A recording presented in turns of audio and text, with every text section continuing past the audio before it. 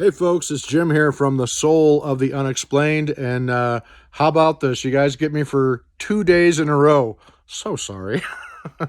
Anyhow, folks, just wanted to, before I get started here, wanted to offer a very heartfelt thank you to the wonderful messages and feedback that I got regarding my AARO commentary and the commentary I posted yesterday about Dr. Sean Kirkpatrick and the hilarity going on there. Ha ha, right?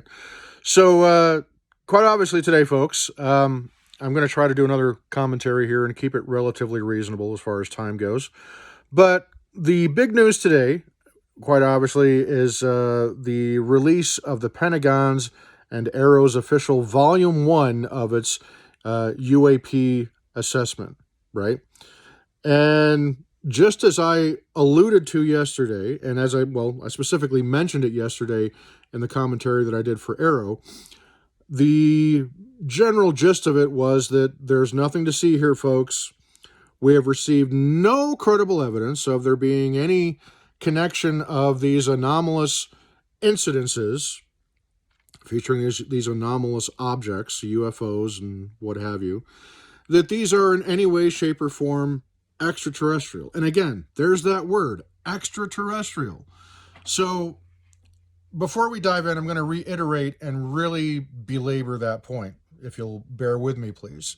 So again, one of the key foundational elements of Dr. Kirkpatrick's two op-eds were that A, there's no credible evidence that has ever been brought to him by whistleblowers or anybody else of anything that is truly extraordinary that doesn't have a perfectly rational and mundane explanation where these UAPs and UFOs are concerned. He's also belabored the point that Congress itself has been duped and tricked into believing that there is really something other than this rational and mundane explanation to what is behind the overwhelming majority of these UAP and UFO cases that came across his desk while he was serving as the director of AARO, okay? Well, I covered that pretty good yesterday, and so I don't want to spend too much time on it. But again, he called, and presumably he's speaking about David Grush and Commander Fravor and Ryan Graves, and the other, as so we've been told, 41 roughly whistleblowers that have since come forward, that have already given their testimony in a classified setting to members of the Senate and other people that have that need to know and the authority to know. Gang of 8, presumably, right? And so he's calling these people charlatans. He's calling people like Grush, who, again, has an unassailable, unimpeachable record in serving our country. He has had his testimony has been deemed credible and urgent, okay? That comes directly from the ICIG, the organization that is tasked with following up on these extraordinary claims. So that hasn't changed, folks. Grush is still being considered, his testimony is still considered credible and quote-unquote urgent, right? So let's not forget sight of that. So Kirkpatrick goes to these great lengths, aligning himself with absolute morons in regards of would-be journalists, people trying to pass themselves off as being credible journalists, which couldn't be further from the truth, right? As well as other debunkers that just simply don't accept the data that's given to them. They are determined to tell you, looking straight up at the blue sky, that the sky is not blue, the sun is not shining, and that we're all delusional for thinking that maybe, it is blue and that maybe the sun really is shining. So that's the kind of mentality of, forgive me, morons that we're dealing with, okay? Now, just so you folks know, this is my second attempt at recording this video, because the first one, I dropped about 15 F-bombs, because that's the New Yorker in me coming out. So I'm still I'm going to try really hard to watch my mouth and to watch my language on this, but it's not easy for me. So bear with me. So again, Kirkpatrick is determined, and let's bear in mind that this report, even though today it was delivered by his successor, Tim Phillips, and it's not really accurate to call him a successor because Tim Phillips is currently the acting director. He hasn't been offered the job permanently. So we don't know really what we're going to get. Still, the jury, in my opinion, is still out on what kind of a character and what kind of a guy we're dealing with when it comes to this Tim Phillips individual. I hear from some other, what I would deem credible sources, that, give him a chance, because what he delivered today wasn't necessarily his work. From what I understand, it was more so, again, the gathering of information that Kirkpatrick did. And then, quite frankly, I don't think Kirkpatrick did anything. I think he sat on his hands. I wanted to say the other word, obviously, but clearly he didn't. I don't think he gave it his due diligence. I don't think Kirkpatrick really fulfilled the role that he should have. And we've heard everything from, well, in the beginning, AARO wasn't properly funded. Okay, well, there's still got to be ways to find out. And then we hear, well, they weren't granted, Title 10 and Title 50 clearance access to actually be able to be read into some of these allegedly off-the-books programs, these unacknowledged programs that are where some of these extraordinary allegations are stemming from, right? These are the allegation, particularly from Grush, is that there has been a Manhattan Project level of secrecy program that has been run and operated by the United States government. And this is my own verbiage I'm putting in here. Grush didn't specifically say this, but basically, to paraphrase what he was saying, there's been kind of like a secret government within our government that is accountable to no one, that has no congressional oversight to speak of, even though they say that there is always at least a handful of people currently serving in Congress that are read into these, most secret of all secret programs that are Manhattan Project level secrecy, and actually apparently more rigorous security than even the Manhattan Project was. Now, quite obviously, the Manhattan Project was able to remain a secret. Our allies had no idea what we were doing, and our own citizenry had no idea that we were building the atomic bomb when we were building it. So to say that the United States government is incapable of keeping a secret on that level, well, quite obviously, we have historical precedents to show that, yes, there is a precedence that the United States government really can suppress and really can keep something a secret.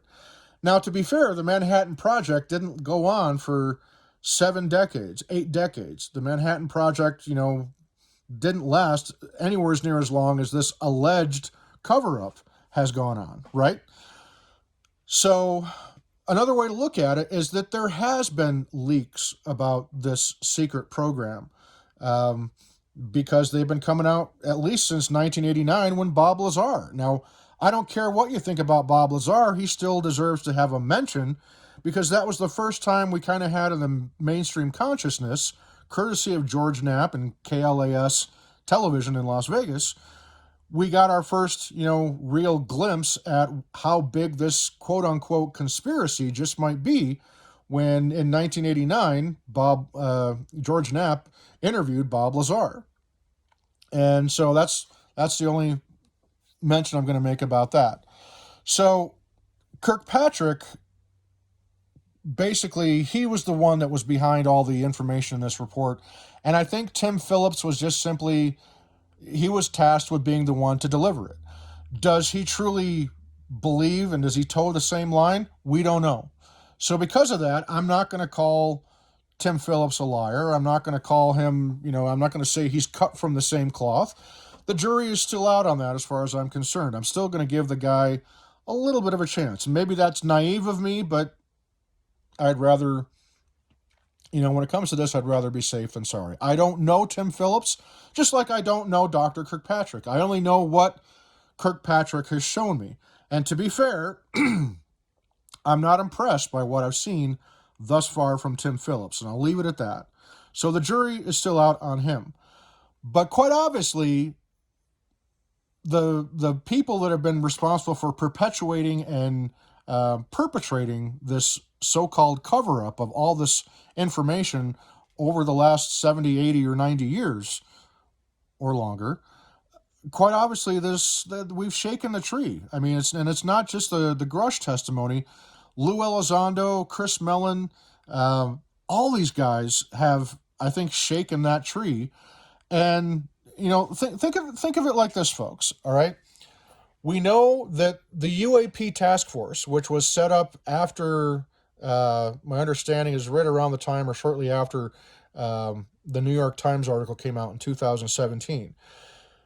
Grush and others that were involved in the UAP task force have told us specifically that they themselves were denied access to these programs because they weren't read into them initially, that they didn't have the necessary clearances. So I get it I understand how the intelligence industry works at least on a very, light level, in the sense that these things have to be compartmentalized for security.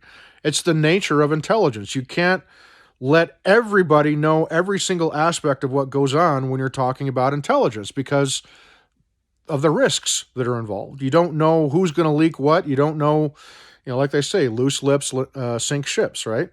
So obviously this thing is going to be compartmentalized as all get out. So it's very possible that a lot of these people that have done this research, and again, particularly if it's true that AARO never had the Title 10 and Title 50 clearances, and whatever other clearances may have been necessary to get access to this information that the whistleblowers were bringing forward, then you're kind of already setting it up to fail, then, aren't you? It doesn't matter what kind of a committee or what kind of a organization Congress decides to set up if you don't give them the most basic fundamental tools necessary to get to the bottom of the issue. I mean, that's kind of, purposely setting things up to fail. It's a waste of time, and it's a waste of taxpayer dollars, and it's a waste of energy. And quite frankly, it's dishonest. So is that what's been going on? Maybe. We don't know, right? So to say that people like, forgive me, that David Grush and Commander Fravor and Ryan Graves, to say that these guys are charlatans, to say that people like Lou Elizondo is a charlatan, I don't buy it. Certainly not at face value. It seems like classic, misdirection, sleight of hand, nothing to see here, folks. We're going to distract you with this, but, keep your eye on what the other hand is doing, right? So I don't believe it. And the other thing that I find, and this is what pissed me off, and I'm going to dive into this right now. This is what caused me to have to go back and re-record because my language got a little bit out of control. So the reference, the intimation, if you will, that is being made in this Pentagon report that was released today is that these things that people like David Grush and other whistleblowers have seen, otherwise credible people have seen, is misinterpreted as what is really just high-tech, top secret, ultra top secret U.S. technology that's being flown and tested. And here's where I have a problem with that. My understanding, and again, it's a limited understanding because I've never served in the Navy or the Air Force or any other of the armed services. But my understanding is that it's against the law, okay? Against the law for the United States military, the government, and any contractors to test top secret equipment in operating areas where, say, the Nimitz carrier group was in 2004. Okay, so let's specifically talk about the Tic Tac and the gimbal videos. All right, and we've had the testimony of Fravor and Dietrich and a lot of the other people that were directly involved, Kevin Day, Gary Voorhees, and we have no reason to not believe their testimony, despite what debunkers would say that, well, they're not exactly reliable because they're eyewitness. Eyewitness testimony is not reliable. Well, nonsense. If eyewitness testimony is considered, valuable in a murder trial or a sexual assault trial, then you can't just simply discount it because you think it's inconvenient to whatever your particular agenda or belief system is. So that's a straw argument. But where the real problem is that let's say, let's take a leap of faith here and say that the Pentagon is telling us the truth, that Dr. Kirkpatrick is telling us the truth. Heaven forbid, suspend all belief, right? That what was observed was not something extraordinary in terms of something that could be extraterrestrial or interdimensional or some breakaway James Bond villain kind of civilization or crypto-terrestrial, ultra-terrestrial species that has always been here on planet Earth while humans have been on the Earth. Let's say that none of that is possible or plausible or, in fact, happening. Let's say that this really is misidentification of top secret technology, really advanced aircraft. Well, problem number one is that they're testing it in live testing ranges, out where the Nimitz carrier battle group was, or on the East Coast when, where Ryan Graves' group was operating. These are areas where, live ammunition and live ordnance is being tested, and the most valuable assets that we have in the U.S. military are being operated, right?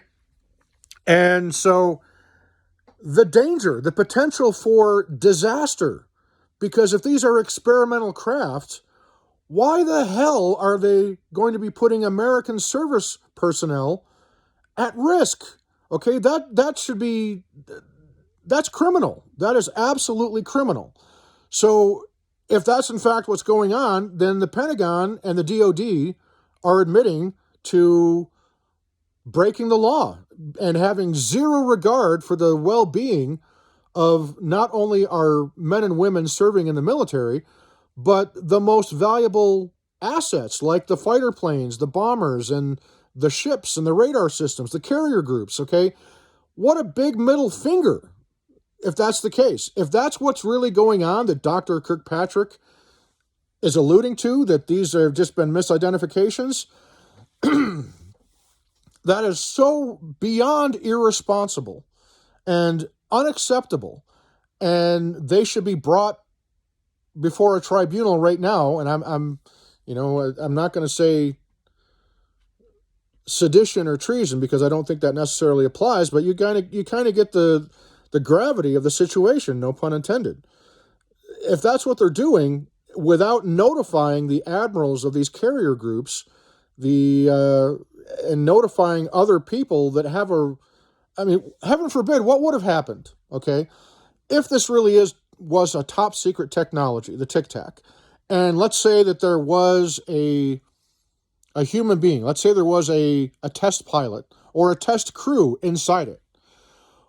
What would have happened, heaven forbid, if Commander Fravor or if Dietrich or one of the other people that was in that F-18 group had fired and successfully shot down that craft? Chances are you'd have some dead people, right? So, to say nothing of the other outcomes that could have happened. Environmental.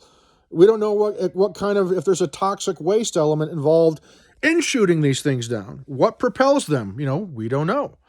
So it would be the hallmark of irresponsibility on behalf of the DOD, the Pentagon, and, forgive me, people like Dr. Kirkpatrick to to even say that that's what was going on here, because that would be a serious admission of what the hell were you thinking? I mean, seriously, these people should be, if that's really what has been going on, that needs to be brought to a stop immediately, because that's not safe. It's not safe for anyone.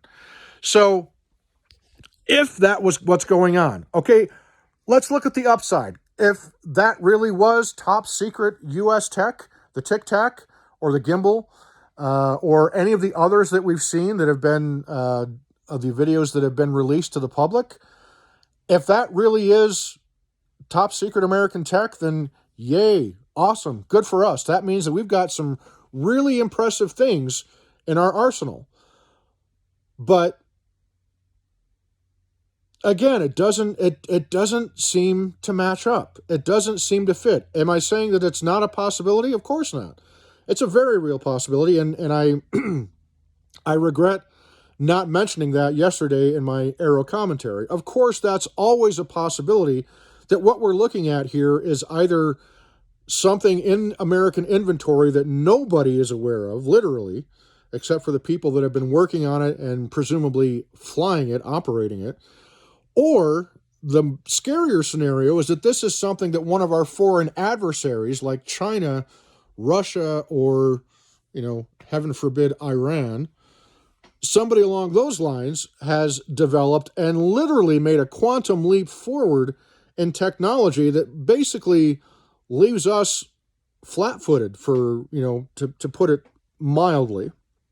I've got another term I'd like to use, but again, I'm trying to be nice. But seriously, folks, this, and again, if this is something that is from an adversary like China or Russia or, one of the other countries that we are not on good stable footing with, diplomatically at least, then that is also a very serious issue. And I tend to think that that's not the case, because if that was the case, then conventional wisdom anyway would tell me, and again, I'm not a military strategist, I'm not, that's not my forte, but it would seem to me that if China or Russia had this technology, they would already be using it against us, against, over there in the theater in Ukraine. You can't tell me that if Putin had access to this, he would love to be able to just completely embarrass the United States and our allies. Don't think that, prove me wrong. I'm not saying it's out of the realm of possibility, but I can't accept that one at face value. It's absolutely a possibility, every bit as much as I would say the ET hypothesis is a possibility. It's a possibility that, yes, it's plausible, but is it likely? I don't know. But the Pentagon sure seems to think that it's more likely some kind of, mundane, rational explanation, very Earth-based technology. They also went so far as to say in this report that the NHI allegations are patently false, that there has been no evidence brought to them. And so, again, we're talking about this word salad that anybody who's involved in politics has to be really good at knowing how to do. They're experts in dancing around the issue. So you have to pay close attention to the words that they use. And a lot of times, the right questions are not being asked. You want to ask questions that give them no room for dancing around the issue. And I think Kirkpatrick was schooled in how to do that. And quite obviously, the people that have been perpetrating and perpetuating this cover-up are absolute experts in how to do that. So just because they say that there's no evidence doesn't mean that they haven't been shown evidence, even though they claim that that is the case, that they haven't been shown credible evidence. Well, okay, tell us, what have you seen? How did you arrive at this conclusion? Because I still have a hard time believing that David Grush went under oath before the House of Representatives and in front of the American people and lied about it. He has literally risked everything. He's risked his security clearance, his pension, he's put his life and his ability to ever have any kind of meaningful, gainful employment, okay? His life would be completely wrecked. And I can't accept that he did all of this as a ploy to deceive and to trick. I just can't believe that. And I don't believe that about Fravor or Graves. And I would have a hard time believing that that's what Lou Elizondo did as well. I think that what we're going to be looking at now, because of all of this, we keep hearing this term batted around of catastrophic disclosure, which is now that the Pentagon and the DOD have played what they think is their trump card, no pun intended, I don't mean the President Trump, but they believe that they've forced the hand and that this is kind of the be-all, end-all, nothing to see here. And quite obviously, I don't think that's going to stand with people like David Grush, Lou Elizondo, or anybody else. And I'm sure that those guys probably knew that this was coming. So when they say that there's going to be additional testimony, there's going to be additional hearings, I would not be surprised if we start seeing videos and if we start seeing, high-definition videos, high-definition photographs that start getting leaked now. And we start seeing people going a little further than they've been willing to go in terms of disclosing what they know and what they've been a part of. So this may very well be the first shot fired in what is going to be termed as catastrophic disclosure. Only time will tell, right? We don't know. Any possible outcome is in play right now. Is there still a possibility that all of this is nonsense and that, just as the Pentagon claims, there's nothing to see here, there's a perfectly rational explanation for everything? Well, you have to say that yes, there is a possibility of that. But again, based off of the testimony, the highly credible testimony of people like David Grush, David Fravor, Ryan Graves, Lou Elizondo, Chris Mellon, Gary Nolan, and I could go on and on and on, to say nothing of the amazing research that's being done out at Skinwalker Ranch. All the evidence, to me, indicates that there really is something extraordinary out there. What it is, I don't know.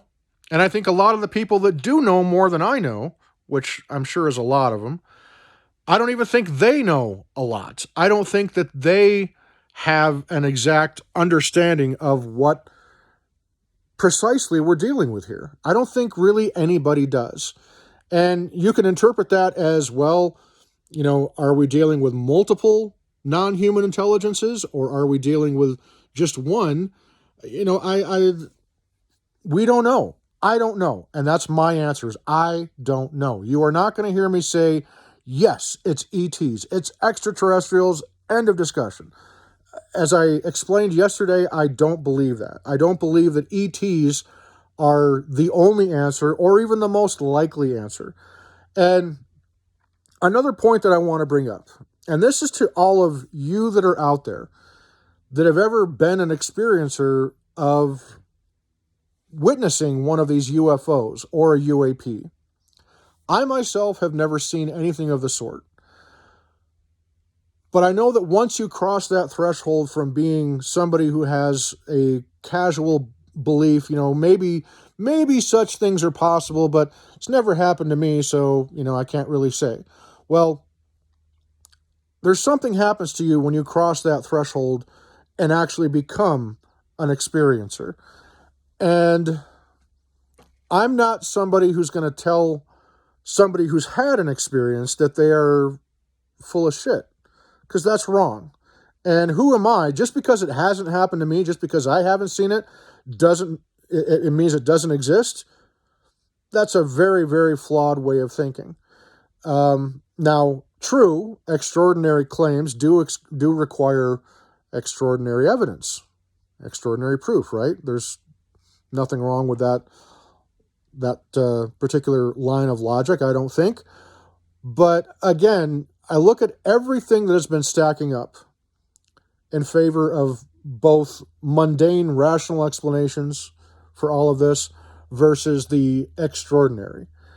And so far, anyway, and again, only time will tell. I'm not saying categorically that I think that everything that's been alleged by Grush is what it is. I don't know. But I am keeping an open mind about it. I am not accepting everything that Congress, that the DOD and the Pentagon and AARO put out today. I think that it's a whitewash. I think that it's just simply an attempt to try to quell and stop the momentum. Because right now the momentum has been like a freight train, and I think these people that have been keeping this secret, the actual truth, I think they're scared, and with good reason. And hopefully this only emboldens the people like David Grush and the other brave souls that are whistleblowers whose names we don't know yet, and some of them we may never know, but that have come forward, that have offered their own testimony. And hopefully we can get to the bottom of some of this. But I don't think this should be treated as, oh, well, that was our shot and, it's past, it's over. I don't think that's the game that we're in right now. I don't think that's the case. I think there is still hope.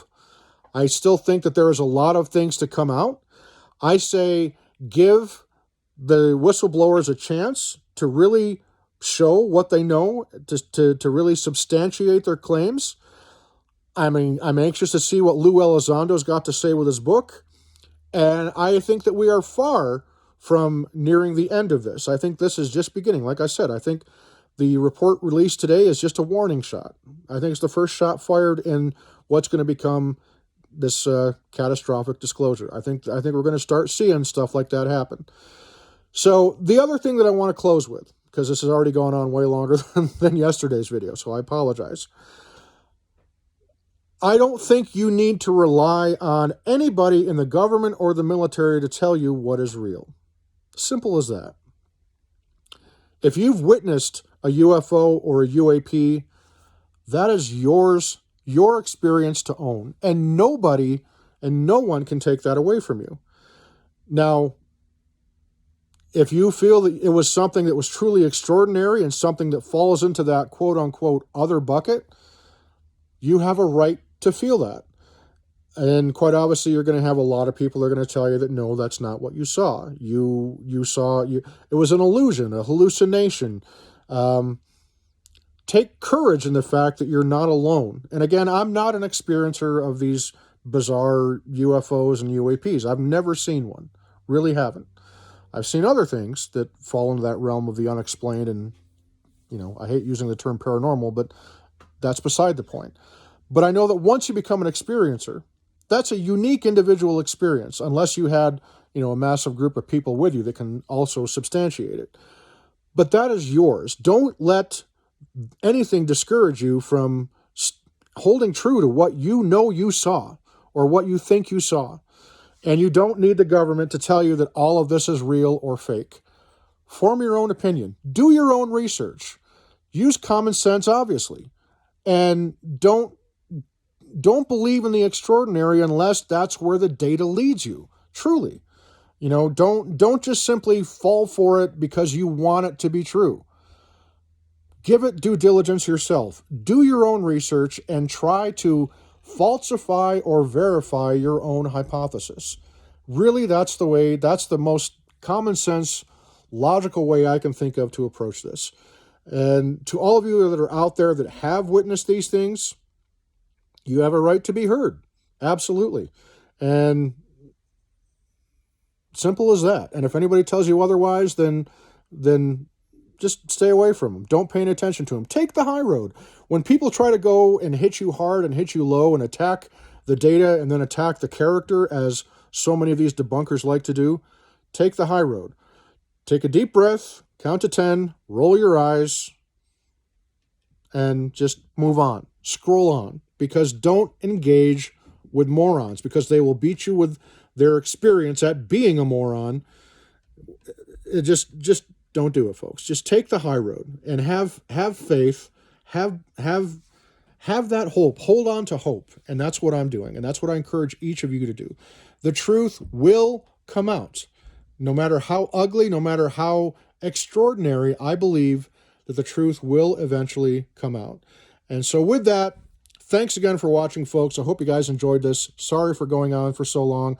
I'll see you soon. If you like the content and if you can tolerate my verbosity and my loquaciousness, hit that subscribe button below and feel free to share it. Hopefully there's a lot of others out there that feel the same way that I do. Don't lose hope. Keep fighting the fight. And just have faith in the fact that the truth always comes out. Always. Thanks, folks. See ya.